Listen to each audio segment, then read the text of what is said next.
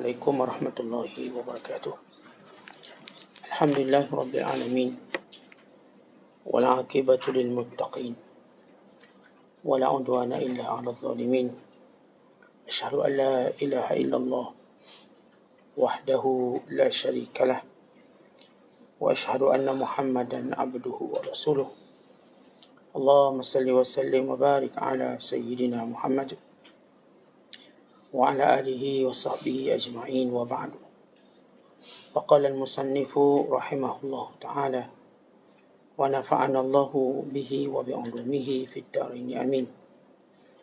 Telah berkata Imamul Allamah Syekh Abdul Qadir Al-Jilani, semoga Allah Ta'ala merahmatinya dan kita mendapat manfaat serta barakah ilmunya. Wahai gulam, jangan anggap sesuatu yang berlaku datang daripadamu, dan memang itu datangnya daripadamu sendiri. Jangan anggap apa yang datang itu daripadamu, namun begitu memang mesti ia berlaku dengan kehadiranmu. Tetapkan pasak pintu amalan itu, biar dia menggunakanmu untuk membinanya. Engkau dan taufik iring mengiring. Engkau beramal dan taufik menjadi restunya. Sedang tuan amalan itu ialah Allah Azza wa Jalla. Bahkan dia sudah menyuruhmu menyegerakan ketaatanmu. Nanti taufik akan datang daripadanya. Celaka engkau. Mengapa engkau rantaikan dirimu dengan takut kepada manusia, serta berharap kepada mereka? Lenyapkan rantai itu dari kedua belah kakimu, supaya dia berkhidmat kepada Tuhan yang Azza wa Jalla, sehingga dia menjadi aman dan tenteram di hadapan Allah. Suuklah dia daripada dunia dan semua syahwatnya, termasuk isteri-isterinya dan segala apa yang terkait dengan dunia itu. Jika memang dia mempunyai rezeki dalam takdir yang telah ditetapkan Allah, maka semua itu akan datang kepadanya, tanpa perlu kepada perintahmu atau tuntutanmu. Beginilah caranya. Barulah orang ini dinamakan di sisi Allah sebagai orang yang berzuhud, yang akan dipandang Allah dengan pandangan kemuliaan. Bahagian dari rezeki itu tidak akan hilang selama engkau tetap menyerah diri, bertawakal kepada daya upayamu dan apa yang ada di tanganmu. Tiada akan sampai kepadamu sesuatu dari yang gaib. Setengah kaum sufi berkata, selama ada sesuatu di sakumu, maka tidak akan datang dari yang gaib sesuatu. Ya Allah, ya Tuhanku, sesungguhnya kami berlindung diri kepadamu dari mau bertawakal kepada sebab musabab dan bergantung kepada hawa nafsu dan ada kebiasaan tanpa banyak fikir. Dan kami berlindung diri kepadamu dari segala macam kejahatan pada semua hal ehwal kami. Tuhan kami, berilah kami kebaikan di dunia dan kebaikan di akhirat, serta selamatkanlah kami dari seksa api neraka. Muslimin dan muslimat sedang penonton yang dirahmati Allah sekalian, perkara yang pertama yang disentuh oleh Syekh Abdul Qadir Al-Jilani ialah melihat sesuatu kebaikan itu datangnya daripada Allah, yang berupa ketaatan kita kepadanya, yang berupa muafakat kita kepada segala takdir Allah Ta'ala.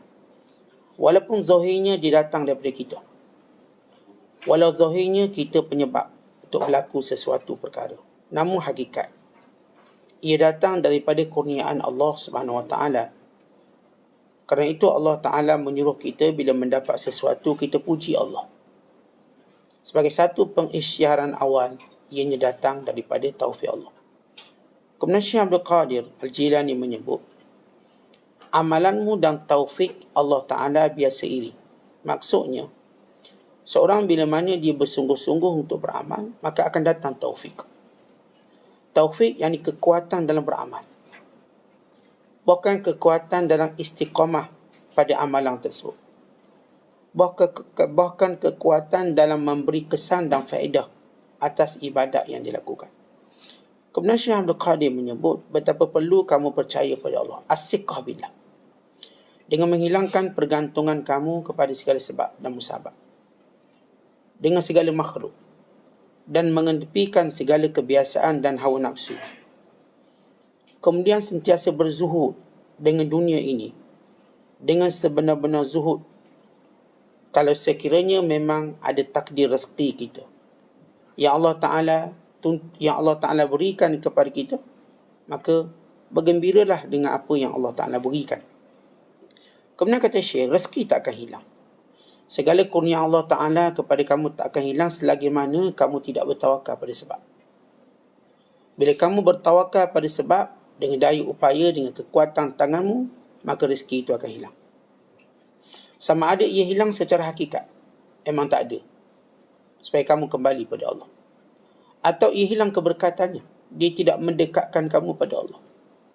Atau dia hilang fungsinya, dia memang ada, tapi dia tak beri apa-apa. Dia tak beri bahagia, dia tak beri gembira. Ada anak ramai 20 orang, 30 orang anak. Harta pun bilion, tapi dia tak menggembirakan. Dia tak macam kita sangka sebelum kita dapat. Maka Allah akan hilangkan. Ini semua berpunca daripada kita bertawakal pada sebab.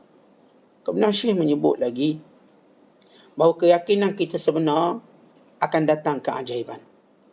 Seumpama seorang tidak dianggap benar-benar yakin sehingga segala benda dalam sakunya tak ada. Ketika itu datang perkara yang gaib padanya, yakni keyakinan, kesan keyakinannya pada Allah. Kemudian Syekh menyebut tentang perlu kita terus berdoa kepada Allah, berlindung diri pada Allah, daripada kita bersifat bertawakal kepada sebab, bergantung kepada hawa nafsu, bergantung kepada kebiasaan, bergantung mengikut cara orang hidup. Kita nak hidup dengan cara yang Allah nak, bukan dengan cara orang hidup. Orang hidup macam ni, kita pun nak hidup macam ni. Orang sedih sebab tu, kita pun sedih sebab tu. Orang gembira sebab ni, kita pun gembira sebab ni. Kita nak bersedih kerana Allah, bergembira kepada Allah, kerana Allah. Melihat nilai sesuatu dalam neraca syariat, bukan neraca kebiasaan manusia, hawa nafsu, pengaruh syaitan dan dunia. Biar gembira kita gembira sebenar yang Allah Ta'ala sebut dalam Quran. وَلَا تَهِنُوا وَلَا تَحْزَنُوا وَأَنْتُمُ الْأَعْلَوْنَ إِن كُنْتُمْ مُؤْمِنِينَ. Jangan kamu merasa lemah, jangan kamu rasa sedih. Kamulah yang teragung, kamulah yang tertinggi kalau benar-benar kamu orang beriman. Artinya tuan-tuan sekalian, dengan sebab ada iman tu sudah cukup menenggelamkan kesedihan kita. Kita gembira sebab dalam jutaan bilion manusia Allah memilih kita beriman padanya. Allah memberikan kepada kita tauhid. Allah memberikan kepada kita satu jaminan kebahagiaan akhirat kelak. Walau mungkin kita tak dapat di dunia, tapi ada jaminan akhirat kelak dengan imannya kita kepada Allah Ta'ala. Dan dengan iman itu kita gembira. Dengan Islam itu kita gembira. Dengan hidayah itu gembira. Maka ini yang berlaku pada sebahagian besar ulama'. Bukan kesemuanya. Antara Waqi' bin Jarrah yang sentiasa ceria setiap harinya dan makan dengan berselera. Waktu ditanya, kenapa kau makan selera sangat, makan banyak sangat? Dia kata, aku gembira dengan Islam yang Allah berikan pada aku. Terlalu gembira. Tentang kita kau tahu dapat bonus bulan ni. Bulan ni lambat lagi. Tak akhir bulan. Kita dah berbelanja besar sebab gembira. Belanja anak makan tak apa, nanti abah dapat bonus. Abah dapat bonus 20 bulan gaji. Kita bagi makan ni. Bagi nak makan apa? Siakap, jenahak, senohong, gelama, ikan duri, bagi belaka. Kenapa kita gembira? Kita sanggup habis semua dalam poket. Sebab kita tahu bonus 20 bulan ni yang menjadikan kita berubah jadi orang kaya. Bayangkan bonus yang Allah nak bagi syurganya. Kerana itu sebenarnya orang beriman tak ada benda dia nak bersedih. Kalaupun dia nak bersedih, tak lama benda nak tu. Kalaupun dia rasa sedih, dia tak akan rasa lama. Kerana melihat janji Allah Ta'ala. Jadi kalau berlaku kematian orang disayang, dia tak akan lama sedih sebab dia tahu dia akan menyusul nanti dan akan berkumpul nanti dalam keredaan Allah, keampunannya. Kalau hilang dunianya, dia tahu nanti Allah ganti lebih baik. Allah tukar jadi pahala, Allah tukar jadi darjat, Allah tukar jadi janji Allah di syurga. Jadi kalaupun kita sedih, dia cuma respon sementara. Respon sementara sebagai seorang yang bernama manusia. Namun sesudah iman kita bercahaya, lalu kita nampak segala-gala di hadapan kita. semuanya gantian yang hebat-hebat belaka. Maka yang hilang tidak akan dikenang, tidak juga akan disedih, bahkan melihat ke hadapan dengan penuh gembira, dengan penuh keseronokan dan bercita-cita untuk ia disegerakan kepada kita. Dan inilah jiwa orang beriman. Hatta waktu mana dia berada pada keranda usungan untuk dibawa ke kubur, dia akan berkata dengan girangnya, qaddimuni, cepat sikit, aku nak dapat ganjaran Allah ni. Itu gambaran gembiranya orang beriman. Mau disegerakan dia dikebumikan, mau disegerakan dia bertemu dengan Tuhan. Dan itu secara sinopsis, ringkasan apa yang disebut oleh Syekh Abdul Qadir Jilani. Baik, kita pergi pada penghuraian dan pendetailannya. Bila Syekh Abdul Qadir menyebut, jangan menganggap sesuatu itu datang daripada kita. Ia datang daripada Allah.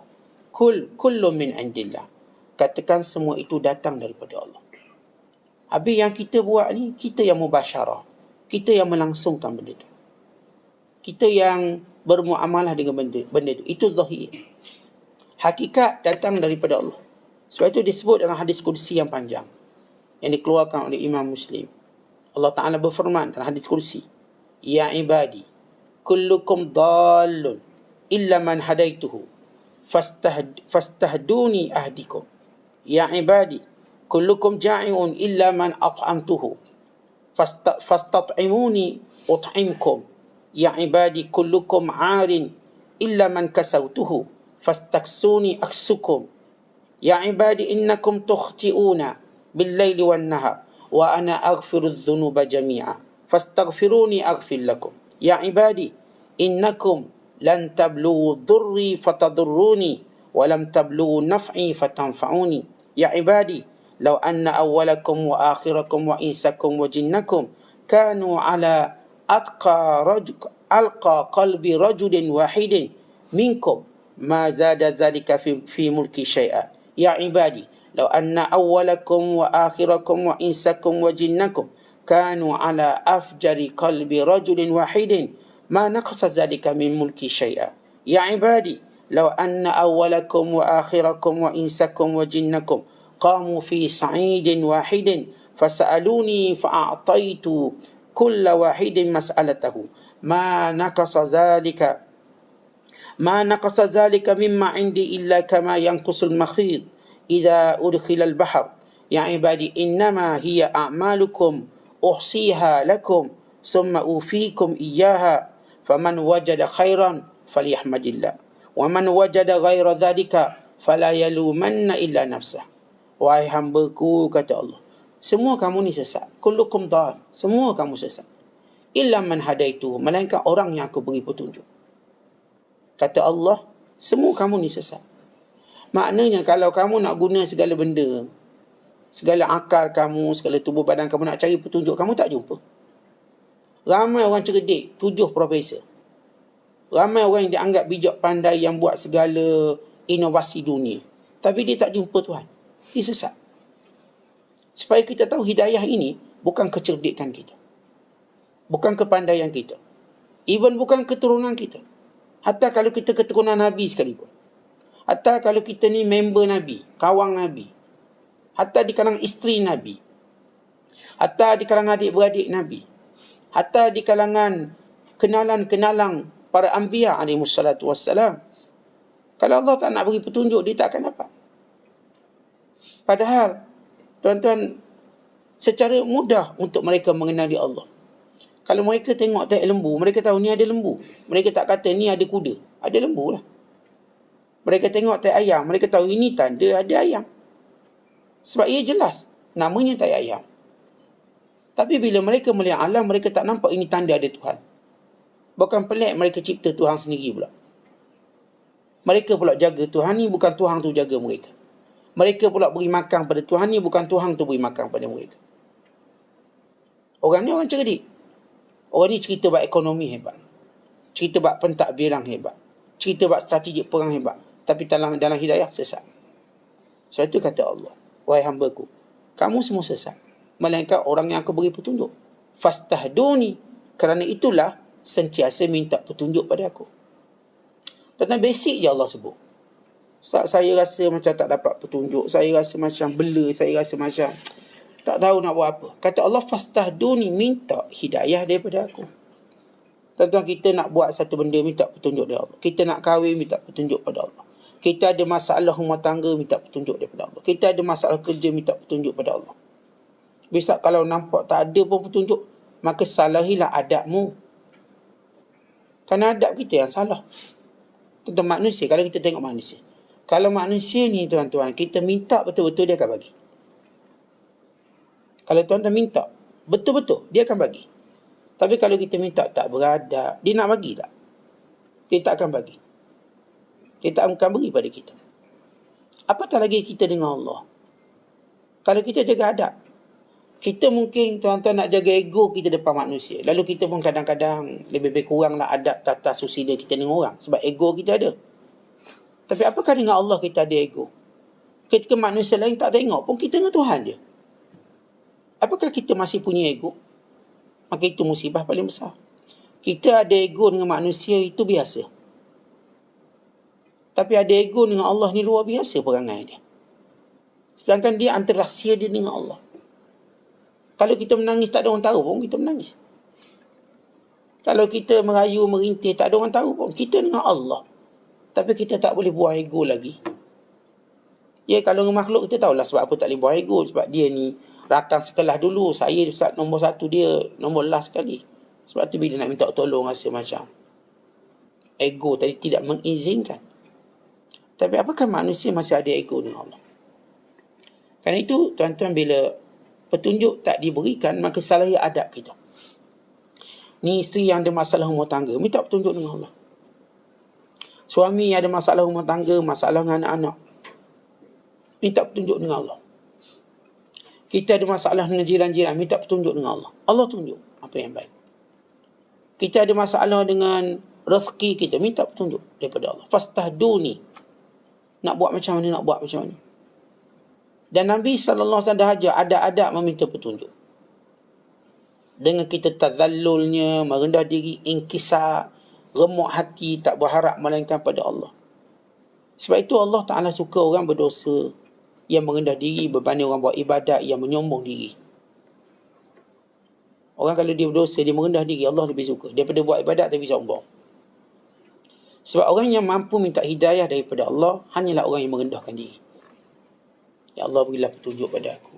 Sebab dia tahu dia tak ada daya dan upaya. Kata kita nak kekalkan, biarlah Islam kita ni, bukan kita je Islam, keturunan kita Islam. Maka kita doa pada Allah tentang berkat doa orang soleh. Dan doa ni Allah ajar kita dalam Quran. Allah jaga kita sampai 7 keturunan. Sehingga keturunan yang berikutnya doa, maka jaga lagi 7 keturunan. Allah Ta'ala berfirman dalam doa orang beriman dalam suratul Furqan ayat 74. Rabbana hablana min azwajina wa dhurriyyatina qurrata a'yun waj'alna lil muttaqina imama. Wahai Tuhan kami, jadikanlah isteri kami dan zuriat keturunan kami. Allah sebut perkataan zuriat, Allah tak sebut anak. Anak lain, zuriat lain. Anak apa? Anak lah. Zuriat daripada anak kepada anak kepada anak kepada anak, ini zuriat. Zuriat kita. Lepas itu dalam doa Rabbana hablana min azwajina wa dhurriyyatina, dan zuriat kami. Dia tak sebut wa banina, dan anak-anak kami. Sebab anak ni dekat je. Kerana kita tuan-tuan bahagia bukan sekadar anak kita berjaya, kita nak zuriat kita. Lepas tu kita nak tengok cucu berjaya, cicit berjaya. Kalau Allah panjangkan umur, nak tengok ciuk pun berjaya. Berketurunan. Kalau benar doa kita ni dengan Allah, Allah jaga kita 7 keturunan. Dia hanya berkat doa orang soleh. Kita jadi orang soleh, kita doa, ya Allah jaga zuriat aku. Allah bukan sekadar jaga anak kita, cucu kita, cicit kita, ciuk kita, sampai seterusnya. Sehingga yang berikutnya pula berdoa, maka dijaga lagi. Alhamdulillah, daripada awal sampai akhir semua zuriat keturunannya Islam. Maka untung. Kenapa untung? Sebab akan saling syafaat mensyafaati. Dan syafaat paling dekat ialah syafaat keturunan, paling dekat sekali. Syafaat yang paling dekat. Orang yang paling mudah tahu siapa yang hilang ialah keluarga. Artinya nanti akhirat kelak, bila seorang masuk syurga, si orang akan ingat orang-orang yang paling disayangi di dunia. Ini kita cerita dalam posisi dalam kedudukan mukmin biasa. Yang pertama diingati oleh mukmin ini ialah orang-orang yang dekat dengan dia di kalangan keluarga dia. Mana mak dia, mana ayah dia, dia akan cari mana anak dia. Kemudian mula dia akan cari kawan-kawan dia, mana kawan-kawan aku. Mana sahabat-sahabat yang solat dengan aku, yang berpuasa dengan aku, mengaji dengan aku. Tak ada dalam syurga. Tapi syafaat ini datang selepas syafaat pada keluarga. Sebab tu kita nak keluarga kita keluarga yang soleh. Kita pun tuan-tuan bila kita susah sungguh lah, kita jember atau kita pergi kepada keluarga terdekat. Oleh sebab itu kata Allah, fastahduni, minta dengan aku hidayah. Dan kata Allah lagi, ya ibadi kullukum ja'in illa man at'amtuhu. Semua kamu ni lapar melainkan orang yang aku beri makan. Fastat'imuni, kerana itu minta makan daripada aku. Baik, bila Allah kata semua kita lapar. Kita lapar, semua kita tak ada makanan tuan-tuan. Melainkan bila Allah beri makanan. Baik, kita kata saya ada duit, boleh beli makanan. Tuan-tuan tengok, ada orang kaya, Allah tak beri dia makan. Kaya. Dia umpama kita katakan itik di air mati kehausan. Ayam dikepuk mati kebuluran. Dia duduk dalam lubuk makanan, dia tak boleh makan. Dia boleh makan pay je. Itu pun keluar balik pay. Cocok air. Duit bilion tapi tak boleh makan. Saya baca kisah seorang token minyak yang terkaya di dunia. Kaya. Tapi dia tak dapat makan melainkan biskut cicah dengan air. Itu dia boleh makan. Duduk atas kursi roda. Duit bilion. Tak boleh makan. Sebab itu di antara nikmat tuan-tuan kita boleh makan. Sebab itu kata Allah, semua kamu ni lapar melainkan orang yang aku beri makan. Sama ada ia memberi maksud bahawa rezeki Allah beri pada kita, atau ia juga memberi maksud walau ada makanan sekalipun, kalau Allah tak izin kita makan, kita tak boleh makan. Sebab itu kalau tuan-tuan tengok antara kelemahan jenazah apa dia? Jenazah tak boleh makan. Kenapa jenazah tak boleh makan? Itulah yang menunjukkan lemahnya dia. Kita dah mati, tuan tak boleh makan. Ini kalau kita masukkan air-air itu keluar balik. Kalau apa yang ada pada makanan, dia keluar je tai. Sebab itu sunat bila kita mandikan jenazah, kita ruang dia, icip perut dia. Dia akan keluar semua. Jangan kata yang kat mulut ni tak boleh masuk, yang dalam perut pun keluar. Sehingga kosong tu. Perut mayat ni kosong tu. Maka hakikat ni kita kena tahu, kita dalam perut mak kita, baby, boleh makan. Allah kuncikan mulut kita. Maka Allah jadikan tali pusat, penyebab untuk kita makan. Kemudian waktu kita dilahirkan, perkara pertama dibuat oleh doktor, potong tali pusat. Makna potong rezeki kita tu. Potong tali pusat. Walau semua doktor tahu tu tali pusat menghubung makanan. Yang dipotong kenapa? Kerana Allah akan buka di pintu rezeki yang lain mulut dia. Mulutnya boleh makan. Mulutnya makan daripada dua sumber. Mula-mula satu sumber tali pusat. Kemudian mulutnya akan makan daripada dua sumber. Iaitu air susu kanan dan kiri. Kalau tuan-tuan tanya doktor baby, doktor kanak-kanak, dia menyusu ni tak menyusu kanan je, kanan kiri kena buat. Sebab setiap susu tu ada fungsi yang berbeza. Kanan, betul kiri, kanan, kiri, kanan, kiri, kanan, kiri. Dia semuanya mula terbuka dua. Daripada satu jadi dua. Daripada tak bergigi, maka Allah beri gigi. Sebab untuk dia mula makan benda yang lebih keras. Dan sumber rezekinya makin banyak. Lihat bagaimana Allah tunjuk. Siapa yang beri makan sebenarnya? Daripada mula kita jadi sampai sekarang. Sampai masa ni, pagar-pagar kita, gigi kita runtuh satu persatu. Tercabut. Kalau Allah nak izinkan kita makan lagi, kita masih boleh makan. Tu ada orang tak ada gigi, dia boleh makan sup tulang lagi. Sebab Allah nak beri dia makan. Macam mana dia ronyeh tulang tu? Boleh. Sebab gusi dia sekerah gigi. Tapi ada orang dah ada gigi comel, tapi penyakit macam-macam, tak boleh makan. Ni tak boleh, ni tak boleh, ni tunjuk semua tak boleh. Habis boleh apa? Saya boleh ni, tak susu je. Saya boleh minum air banyak ni, tak boleh banyak-banyak ni. Kenapa disukat? Demikian Allah kata, semua kamu lapar, aku yang bagi makan. Dan ajaibnya tuan-tuan, bila Nabi SAW ajar kita, la tukrihu mardakum ala ta'am. Bila seorang sakit, jangan kamu paksa dia makan. Biarkan dia. Kenapa? Allah telah beri dia makan. Lihat, orang bila sakit, benda berlaku pada dia, dia hilang selera. Tetapi bila dia hilang selera, itu menjadikan dia ada tenaga dalamannya sendiri. Kalau kita ada selera, kita tak akan dapat tenaga melainkan selera itu dipenuhi. Kalau tuan-tuan tengah berselera ni, bagaimana tuan-tuan tak dapat, tuan-tuan akan jadi lemah.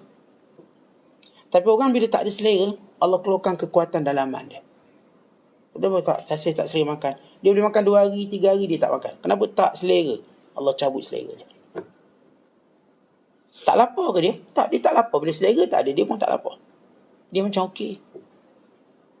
Sebab itu kata Rasulullah, kalau orang sakit, jangan paksa dia makan. Tapi kalau dia nak makan sesuatu, cari makanan tu. Nabi SAW bila ziarah orang sakit, Nabi akan tanya, nak makan apa? Atashtahi syai'an? Ada nak makan apa-apa tak? Lalu sahabat ni beritahu nak makan tu. Nabi suruh sahabat ni cari. Sunat kita kalau orang sakit tanya dia nak makan apa? Sebab selera tu akan macam signal beritahu apa yang dia perlukan. Kira saya nak makan, rasa nak makan sup belut. Cari sup belut. Kalau tuan-tuan cari yang lain, dia muntah. Dalam kitab Perubatan Islam At-Tibbun Nabawi, dikaji rahsia hadis ini dalam ilmu perubatan. Bila seorang memang dia tak ada selera makan, dia sakit pula, penghadaman dia lemah. Penghadaman ni macam tak nak bekerja. Kalau disumbat juga dia akan reject, dia akan muntah. Bila muntah, orang sakit lagi teruk daripada dia tak muntah. Sebab dia dah kosong, dia muntah pula lagi teruk. Lagi lemah dia.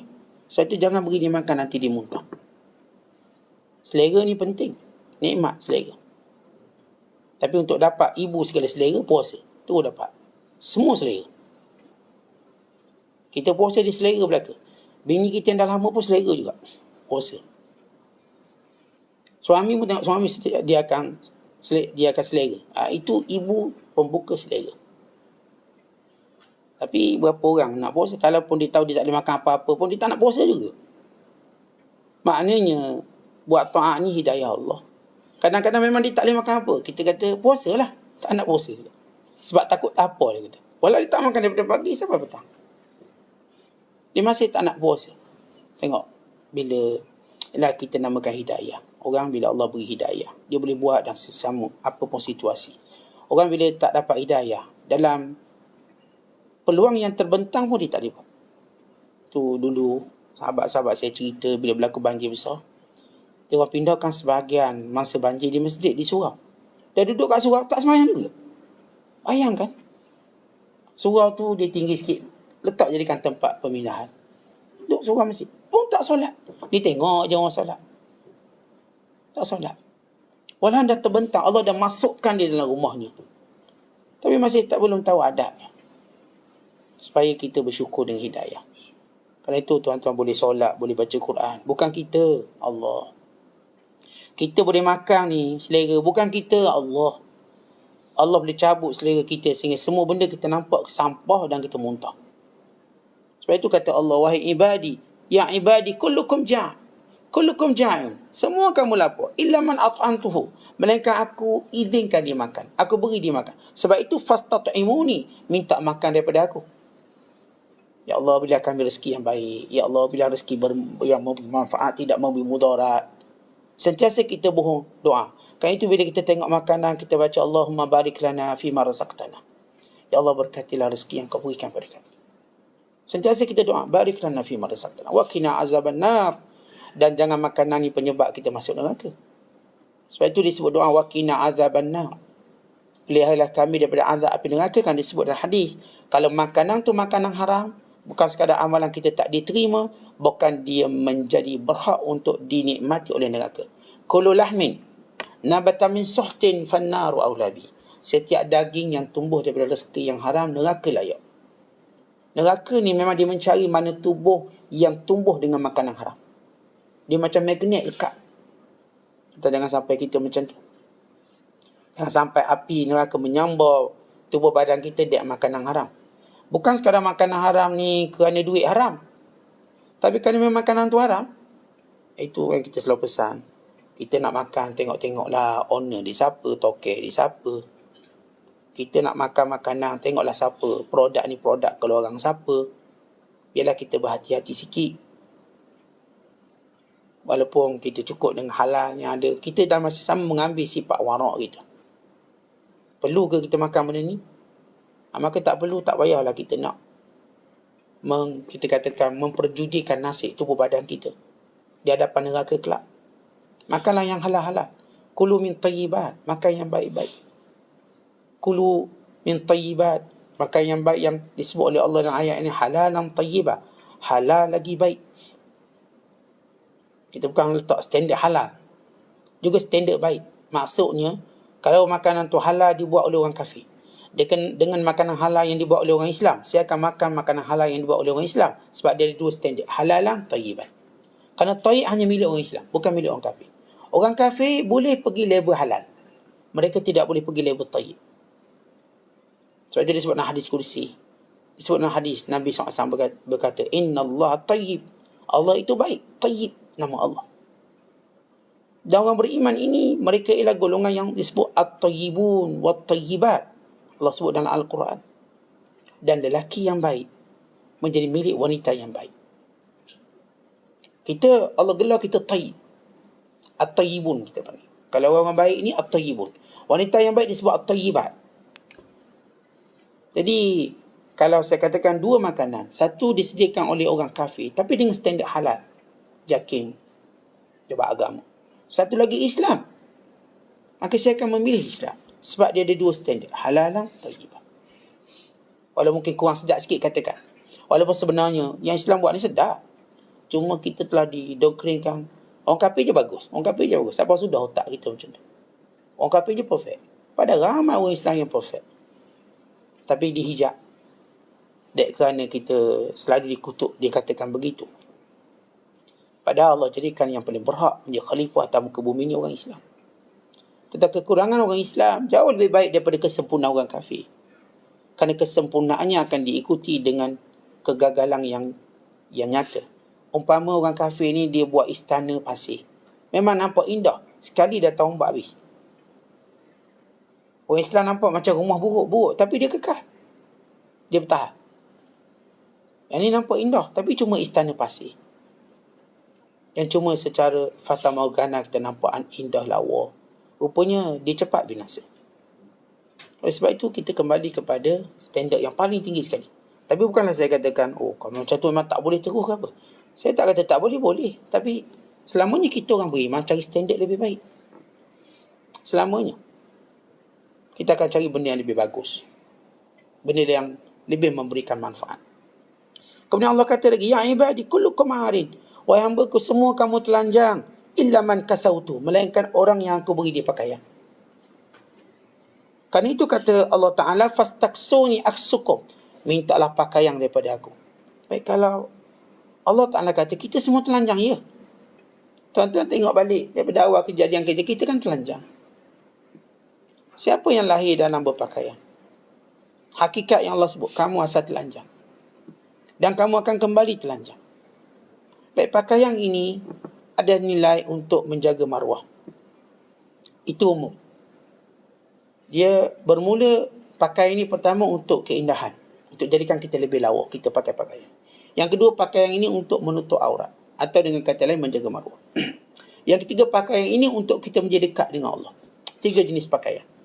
Pakaian pertama yang dipakai oleh semua manusia untuk cantik. Semua orang memakai pakaian kerana cantik. Yang kedua, kebanyakan kita memakai pakaian kerana nak tutup maruah kita, aib kita. Malulah kita nampak benda-benda yang kita tak suka orang tengok, sama ada daripada yang sulitnya atau benda-benda yang ada kecacatan pada tubuh badan kita. Pakaian yang paling agung yang disebut oleh Allah, walibasut taqwa dzalika khair, pakaian takwa itu lebih baik. Pakaian yang kita gunakan untuk mendekatkan diri pada Allah.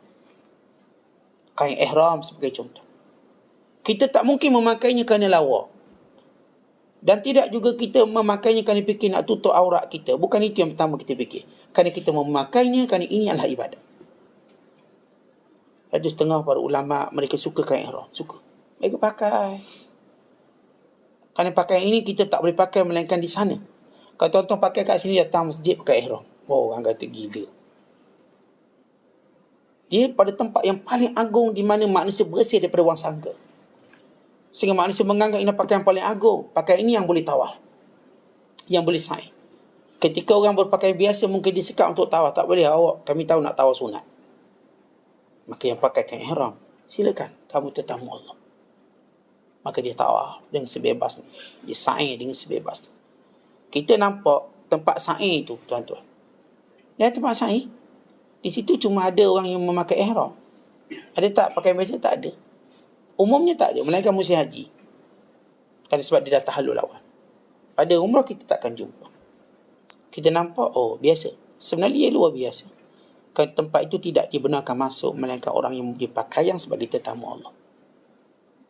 Sebab itu seronok tetamu Allah. Kita boleh pergi tempat-tempat yang ramai orang tak boleh masuk. Dan ramai orang tak boleh buat. Dan kalau buat pun tak dikira. Kita buat, kita dikira. Di Padang Arafah, siapa yang tidak memakai kain itu tidak dikira dia berwukuf. Tidak dikira. Kalaupun dia berniat wukuf, maka dia ada kecacatan yang dia kena bayar dam kerana tidak memakai pakaian tersebut. Yang ada cuma yang memakai pakaian. Ini pakaian paling tertinggi, pakaian taqwa. Habis tak, takkanlah ihram je yang lain. Ya, termasuk pakaian lain kalau kita gunakan untuk beribadat pada Allah. Ya bani Adam, khuzu zinatakum inda kulli masjid. Wahai anak Adam, ambillah pakaian kamu yang paling indah setiap kali kamu bertemu dengan Allah. Sebab itu disebut dalam hadis, Inna Allaha jamilun yuhibbul jamal. Allah cantik dan Allah suka yang cantik-cantik. Dan seorang kalau datang beribadat pada Allah dengan pakaian cantik, Allah suka. Pakaian cantik. Itu fungsi pakaian. Sebab itu yang Allah Ta'ala maksudkan, aku yang beri pakaian. Pakaian apa? Pakaian paling tertinggi, pakaian agama. Pakaian yang kedua ialah pakaian menjaga maruah kamu. Dan yang ketiga, pakaian yang menjaga keindahan kamu. Keindahan kamu. Kerana Allah yang ilhamkan kita nampak ulat sutera, buat kain sutera. Allah ilhamkan kita nampak kapas, buat kain kapas. Nampak itu, buat benang. Sekian.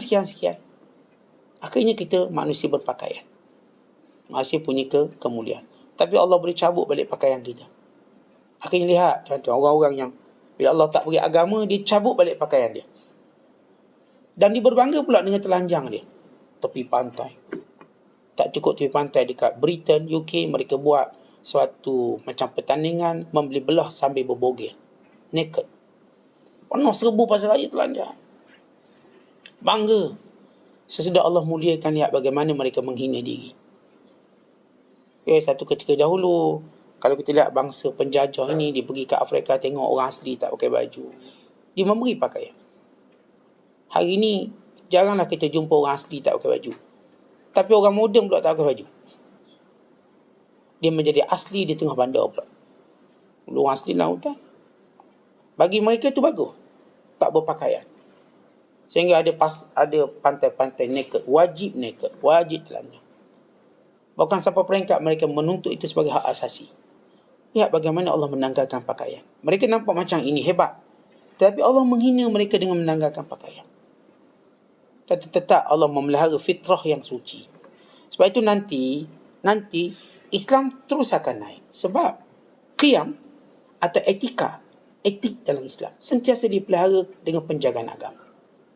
Ketika mana orang-orang kafir atas nama kebebasan bersuara, kebebasan bertindak, mula meninggalkan kemuliaan demi kemuliaan dia. Akhirnya orang nampak jelas beza Islam dengan bukan Islam. Beza berpakaian dengan telanjang. Cukup jelas. Tak perlulah kita nak syarah panjang lagi. Tak payah nak ceramah buat seminar. Dengan pandangan zahir orang dah nampak bagus ni Islam. Sebab itu Nabi kata al-Islamu ya'lu wa la yu'la alaih. Islam tu tinggi. Dan tak akan ada lebih tinggi pada Islam. Kemudian kata Allah, ya ibadi, innakum tukhti'una bil-laili wan-nahar. Kamu sentiasa buat dosa siang malam, tapi aku ampunkan dosa. Sebab itu minta ampun dengan aku. Minta ampun dengan aku. Dan kata Allah lagi, wahai hamba-Ku, kamu buat apa-apa pun kamu tak boleh beri mudarat pada aku. Tak boleh. Kamu buat apa-apa pun kamu tak akan boleh beri manfaat pada aku. Kerana aku tidak berhajat pada kamu. Tentu Allah berhajatkan kita? Tak ada. Tak ada hajat.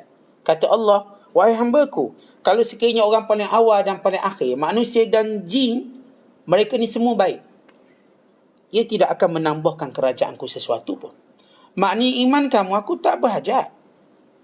Allah tak berhajat pada iman makhluk dia. Tapi iman kita tu, kita yang berhajat.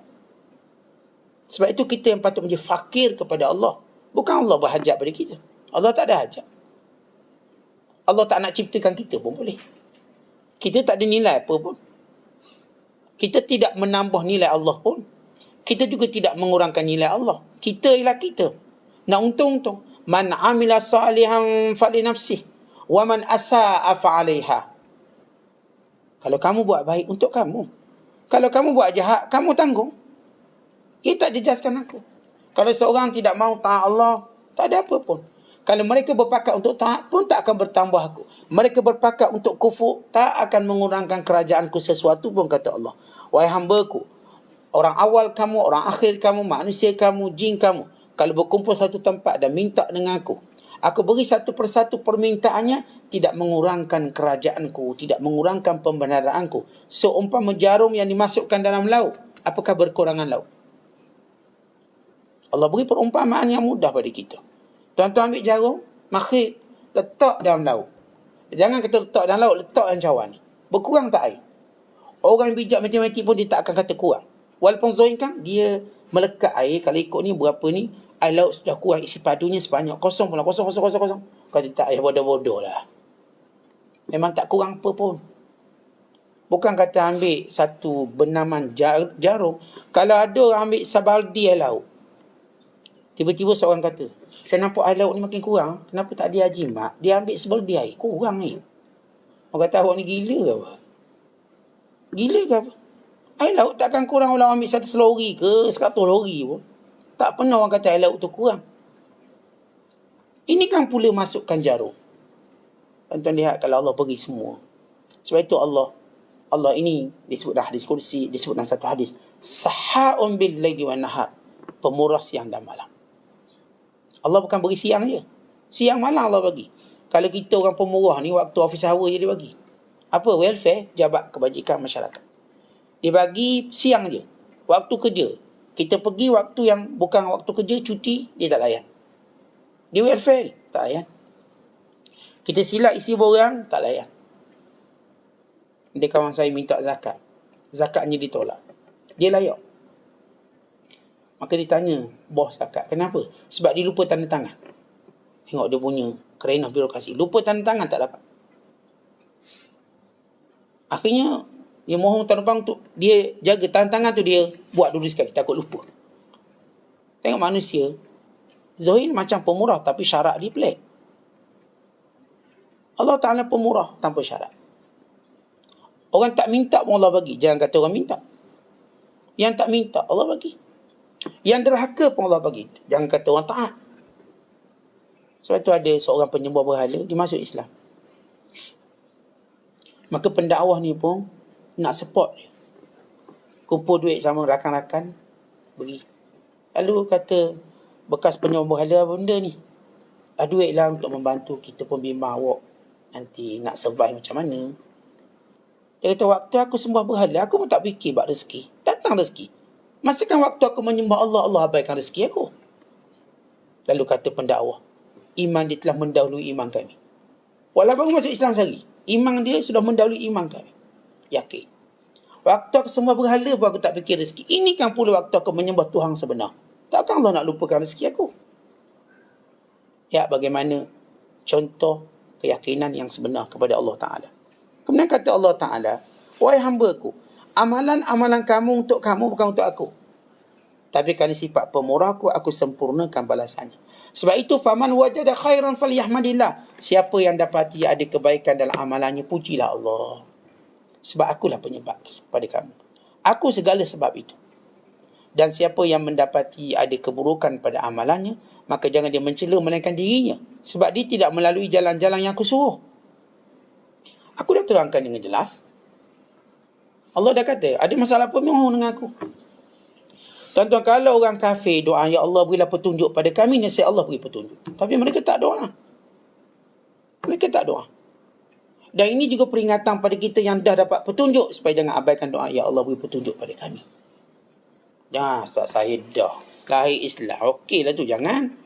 Sebab petunjuk ini ialah benda yang paling bernilai yang Allah beri pada manusia. Melebihi segala benda-benda yang lain. Kerana ini satu-satu yang akan dibawa di akhirat. Rumah kita, harta kita tak dibawa. Petunjuk dibawa. Dengan petunjuk tadi, ditunjuk kita ke syurga. Oleh sebab itu tuan-tuan, kita mohon petunjuk. Allah ada dalam banyak ayat. Rabbana innana sami'na munadiyan yunadi lil iman an aminu birabbikum fa amanna. Ya Allah, kami mendengar penyeru-penyeru yang mengajak kami beriman kepadamu. Kami beriman, ya Allah. Kami menerima. Kami beriman, kami taat dan kami patuh. Ya ayyuhalladzina amanu istajibu lillahi walil rasul. Wahai orang beriman, hendaklah kamu istijabah, yakni mentaati Allah dan Rasul. Allah ajar kita untuk minta hidayah dalam setiap masa. Rabbana hablana kita diajar Rabbana la tuzigh qulubana. Ya Allah, jangan palingkan hidayah yang Engkau berikan. Dan kita diajar dengan doa yang pelbagai supaya kita memohon hidayah dan petunjuk. Allahumma inni as'alukal huda wat tuqa wal afa wal ghina. Ya Allah, aku mohon petunjuk. As'alukal huda, petunjuk. Kenapa kita kena mohon? Walau kita dah dalam petunjuk, mohon, kerana itu bernilai. Kita dalam sembahyang kita, ihdinas siratal mustaqim. Berapa kali? Setiap kali tuan-tuan baca Fatihah. Mungkin 17 kali seminimum solat kita fardu. Atau mungkin dengan solat rawatib, solat sunat, tak apa ratus kali setiap hari kita sebut ihdinas siratal mustaqim, ihdinas siratal mustaqim. Tunjukkan kami jalan yang lurus. Ini kalau orang kafir, saya kata orang kafir, ni Buddha, ni Hindu, kalau dia kata ya Allah beri petunjuk pada kami, insya Allah beri petunjuk pada dia. Tapi dia tak minta. Apa salahnya doa itu? Minta petunjuk. Ya Allah, kalau benar Islam, berilah petunjuk pada kami. Maka Allah akan beri petunjuk. Sebab Allah dah sebut, kamu sesat melainkan kamu minta petunjuk. Kan itu tuan-tuan, bila kita datang keraguan, ada kalangan kita ragu, akidahnya diusik, dikacau. Bila ditanya pada ulama, kenapa kami ada gangguan waswas ini? Kerana dalam hati kamu ada iman yang dicemburi oleh syaitan yang nak mencurinya. Apakah kamu dapati rumah yang tak ada barang berharga akan dikelilingi oleh pencuri? Rumah tu bila ada benda berharga lah pencuri keliling. Hati ni macam rumah. Bila ada iman, syaitan akan keliling untuk ragukan kita. Habis penyelesaiannya. Penyelesaian minta petunjuk pada Allah. Sama ada doa yang Nabi SAW ajar kepada kita. Amantu billah. Aku beriman pada Allah. Atau dengan doa Rabbana la tuzigh qulubana. Atau dengan doa yang Nabi SAW ajar kepada kita. Ya muqallibal qulub tsabbit qalbi ala dinik. Atau banyak lagi doa dan petunjuk yang ditunjuk, yang diberikan, yang dinyatakan oleh Allah dan Rasul. Kemudian kata Syekh lagi, hilangkan pergantungan kamu pada makhluk. Rantai kaki kamu daripada kamu merantai kaki kamu dengan berharap pada manusia, seolah tak boleh nak orang kata tak boleh nak move on. Kita apa pun harap orang tu, takut orang ni, rasa aman dengan orang tu, aman dengan orang ni. Jangan. Dengan Allah, percaya pada Allah. Letakkan kepercayaan sepenuhnya pada Allah. Sebagaimana Allah Ta'ala ajar kita, wa ufawwidu amri ilallah, innallaha basirun bil ibad. Aku serahkan urusanku pada Allah. Allah Maha melihat akan segala hamba-Nya. Semua mana tercatat dalam surah Ghafir ayat 44. Dan lihat bagaimana Nabi Allah Musa waktu terperangkap di hadapannya laut, di belakangnya tentera Firaun yang ramai. Lalu lihat bagaimana keyakinan Nabi Allah Musa. Kalla inna ma'iya rabbi sayahdi. Kamu jangan takut apa-apa. Bersamaku Allah, dia akan tunjuk jalan keluar dia. Yakin. Akhir terbelah laut. Lagi mana kita, setinggi mana yakin kita pada Allah, maka setinggi itulah keajaiban penyelesaian masalah kita. Tapi kalau kita cuma yakin kat orang, yakin pada bijak kita cuma beri penyelesaian yang biasa-biasa. Penyelesaian yang biasa-biasa ni tuan-tuan, dia takkan berkekalan. Kalau namanya Panado, tak semua dengan demam disembuh. Sebab itu penyelesaian biasa. Akhirnya bila demam tu teruk sikit, dah tak boleh dah. Bila makan banyak, dah mudarat pula. Obat tu jadi menambah racun. Sebab itu kita nak cari penyelesaian ajaib. Kalangan orang-orang yang terpilih suka melihat penyelesaian ajaib. Sehingga mereka, walaupun dalam keadaan mungkin perlu sabar dalam satu waktu yang panjang, tapi bukan kerana mereka mengharapkan keajaiban penyelesaian. Akan datang keajaibannya. Sebagaimana terbelahnya laut pada Musa. Dan sebagaimana yang berlaku pada Nabi kita Muhammad SAW. Waktu Abu Bakar rasa macam memang kena tangkap ni. Dah dalam gua memang tak lagi mana dah. Dengan musyrikin Mekah duduk depan pintu gua. Abu Bakar dah menangis. Bimbang dia. Takut.